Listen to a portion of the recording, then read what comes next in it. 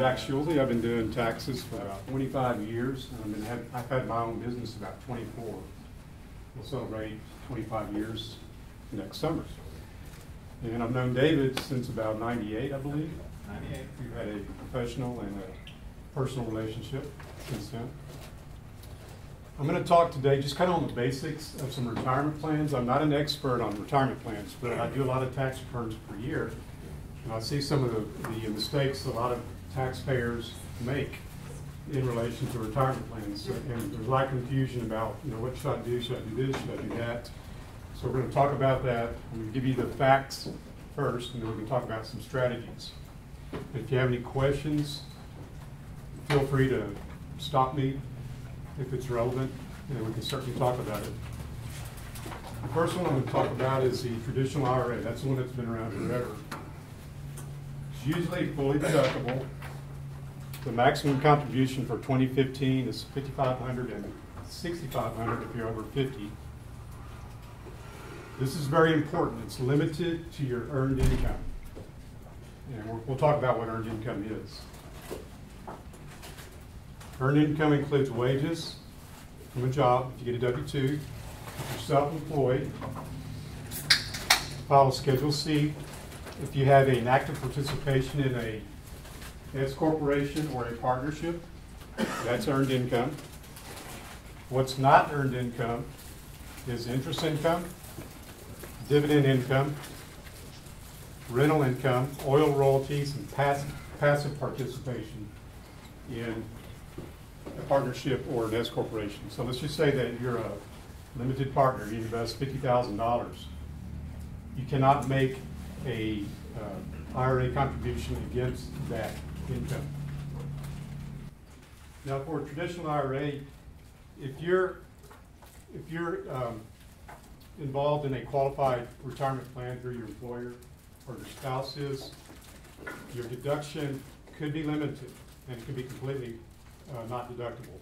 You can still make it, and you have to track it until you start taking it out at retirement as a non-deductible IRA. And there's a form that you track that on. Has anybody been in that situation where you have a non-deductible IRA? Okay, John has. Earnings and contributions previously deducted, taxable when withdrawn. Non-deductible contributions not taxable when withdrawn. So we're just talking about early distributions before 59.5 are subject to a 10% penalty. Now there's exceptions to the penalty. You still have to pay taxes on it, but there's an exception to the 10% penalty. The exceptions to the penalties are much broader with an IRA than with a 401k. So one of the strategies is that if you have to have this money, maybe roll it over to an IRA and then take it out, because you might be able to exclude that penalty. And the contribution deadline is April 15th of the year following the tax year. So for 2015, you have until April 15th, 2016 to make the contribution. If the 15th falls on a weekend, you have until that first working day, usually that Monday. Somebody have any questions about traditional IRAs? I think that's the most basic retirement plan. A Roth IRA, this is after tax. It's not deductible. But the benefit is when you start drawing it out, whatever you put in and all the earnings are not taxable to you. The maximum contribution for 2015 is the same as the traditional IRA. And you can kind of mix and match, but between the two, you can't exceed $5,500 and $6,500. Again, it's limited to your earned income. And I know some of you all have fallen into that trap where you made a contribution to your IRA, you had no earned income, you had to pay an excise tax. And now, unlike a traditional IRA, Roth IRA, you do have income limitations in terms of if you can make a contribution or not. And if you look at these pages that I attached back behind here, there's 4 pages. There's going to be phase outs. So if anybody asks me, hey, what is the limit, my income limit I'm gonna say, I don't know, I'm gonna look at the table, because they change, the numbers go up every year. And I'm not very good at memorizing numbers. But if your income's over 100,000, maybe before you make a contribution to an IRA, to a Roth IRA, make sure that your income's not going to be over the limit. If you're making around 50,000, there's no problem. You can do it. Now, one of the strategies I've seen some people using recently is, I call it the backdoor strategy, is let's say that you're in a higher income bracket and you're above that threshold where you can make a contribution. Hey, Jen. Come on in. One thing you can do is contribute to a traditional IRA. If you're already in a qualified retirement plan with your employer, it's not going to be deductible. And then people turn around and then they convert it to a Roth IRA. You can do that.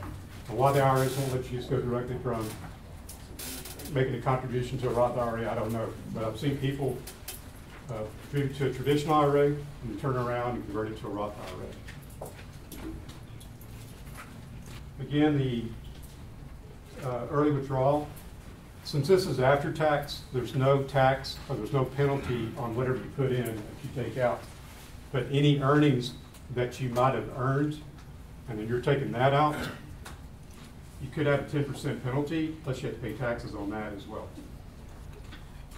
So if you ever have a early distribution from a Roth, and the tax return, the tax form that it gets reported on, ask a question, what was your basis in this Roth that you took money out of? And the basis is what you put into it from your pocket, what you put into your Roth IRA. And you got to answer that question on the tax return. Jack, can you convert from a dormant 401k to a Roth? Yeah, you can.